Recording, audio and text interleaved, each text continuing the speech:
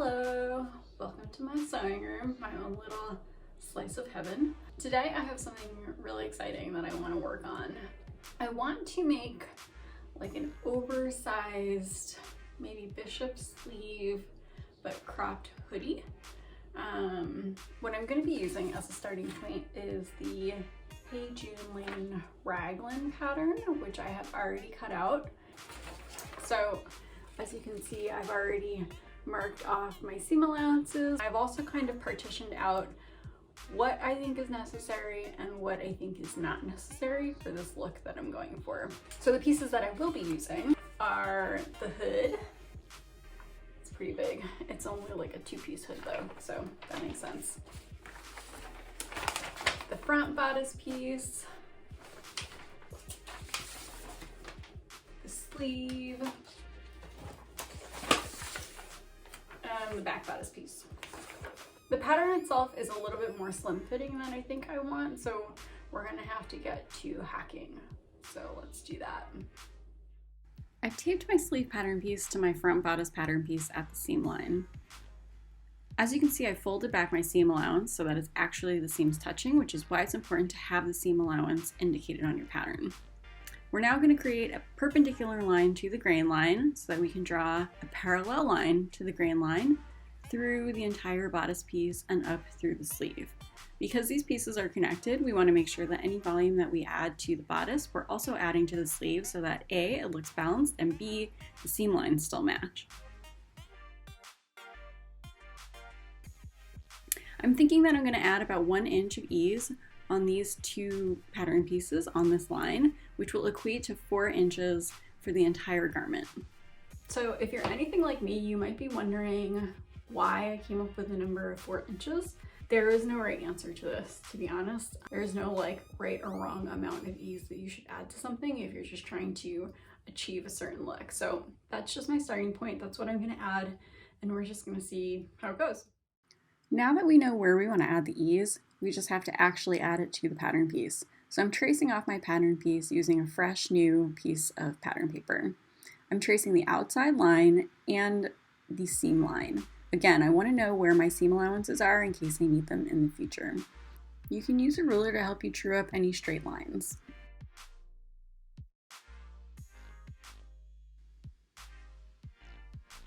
We're now going to trace over the line where we decided we're going to give ourselves some ease. I'm also tracing across the hemline, and we're basically going to shift our traced pattern piece over the 1 inch that we discussed. And I'm using my hemline to make sure that when I shift my pattern piece, it shifts level to the original pattern piece.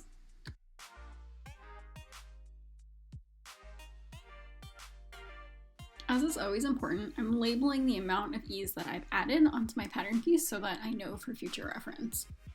So this is the step where we're actually shifting. And you'll see I've second guessed my decision to make sure that the hemline is the point that stays parallel. And I've decided to use the raglan sleeve seam instead so that we don't have to make any changes to that seam line within the sleeve pattern as well. Because we're using the raglan sleeve seam, now the hem's off, which you can see, but it's still parallel. I'm just going to keep tracing down the sleeve seam line and then down the side seam as well. As you can see, our pattern piece has grown a little bit, but we're going to be cropping it later, so I'm not too concerned with it. Putting the original pattern piece on top of the new one, you can see where we added that ease. Okay, so now that we have that traced off, I guess I have to decide how long I actually want the front bodice to be. This is my belly button, which also coincides with my natural waist, which is the tiniest part on my body.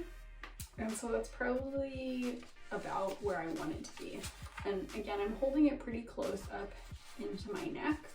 So if it ends up being lower, then that means that I just have extra length that I can cut off later. So I'm going to flip this over and mark that point for myself. So now we're going to trace off our belly button marking onto our pattern. So I'm just putting my original pattern piece, which I had made that marking on, onto our traced off pattern piece and lining them up so that I can literally just transfer the marking over. Then to get a smooth high-low hem, I'm going to use my straight ruler and my hip curve to just give myself a nice smoothed out cropped line.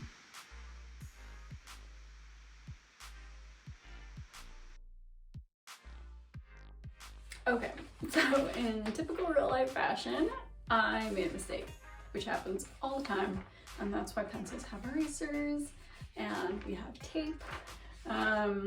But what I did was I took that belly button marking, I cut across, I used my curves to make a nice smooth curve that was a little bit higher at the top and then came down towards the side seam because I wanted it to be a little bit high-low, slightly. And then I was about to label my pattern piece when I realized that I thought I was working on the front pattern piece, I was working on the back pattern piece.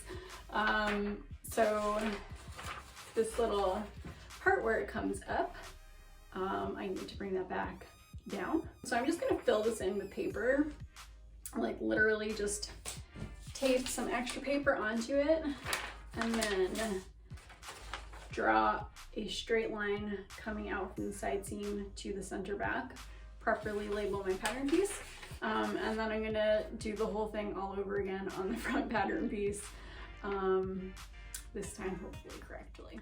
So I repeated everything that I did with the back bodice piece for the front bodice piece, including the hemline, and I also filled in the extra hemline on the back bodice piece that I had accidentally cropped off. And now I'm going to be doing a similar thing in terms of slashing and spreading or tracing and spreading for the sleeve pattern piece. So these are the points that I had connected from the bodice piece to the sleeve piece when I was drawing my lines. This is the actual line that I had drawn on this side. But I decided that it made more sense to connect these 2 points so that when I trace off this pattern piece, I can give myself that line, add the extra inch, and then do the exact same thing that I did with the bodice pieces. So that's what we're gonna do now. So similar to what I did with the bodice pieces, I'm going to trace off my sleeve pattern piece. Starting at the top, giving myself the seam allowances, coming down the raglan sleeve seam lines, whew, tongue twister every time. And also tracing off that line across the top where we connected the points where we will be adding ease.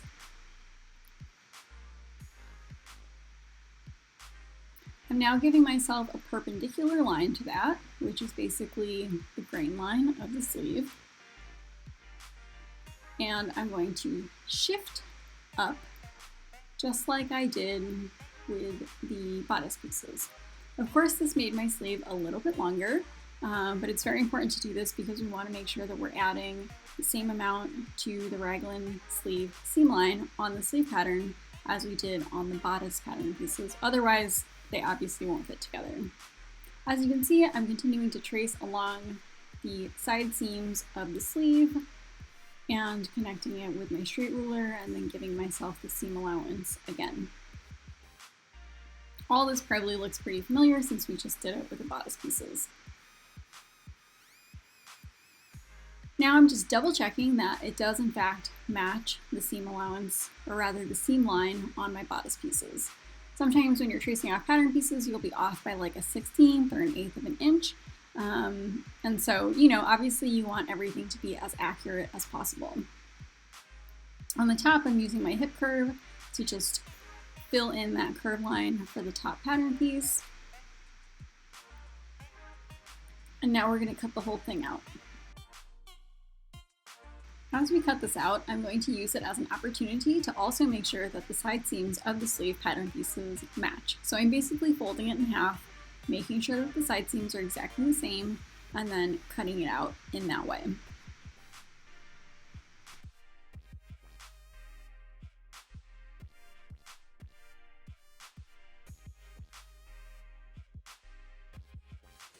So now that we have our newly adjusted sleeve pattern piece, in order to get that fullness around the base of the sleeve, we're going to have to slash and spread this down here.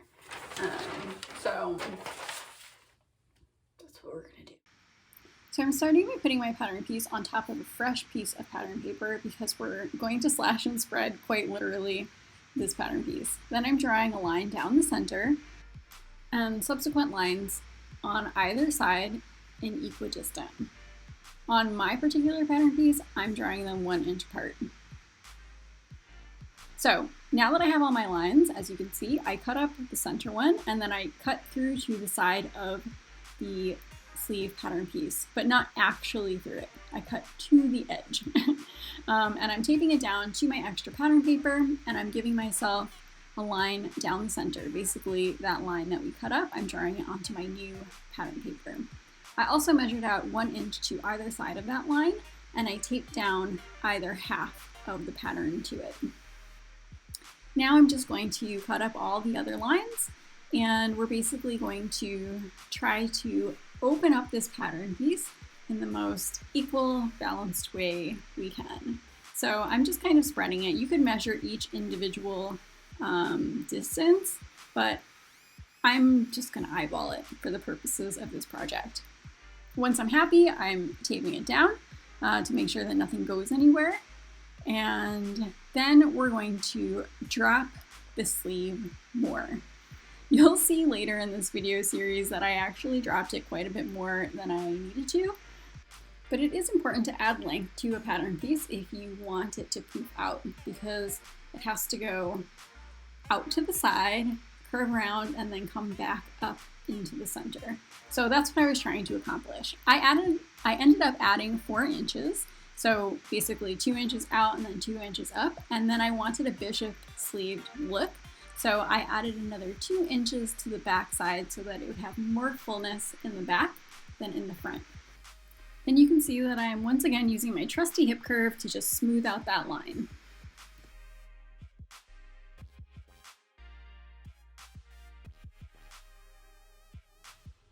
Okay, so now we have this giant sleeve pattern piece. I have to back up so far for you to even see it. It looks like a jellyfish. And it's very fragile because there's all these pieces of paper that are cut and just taped down. So at this point you can trace this off onto a new piece of pattern paper, which I would advise you to do, especially if you want to, make this more than once. But if, you're not feeling it, you can just lay this down directly onto your material and cut out around it, like as if it was any other pattern piece.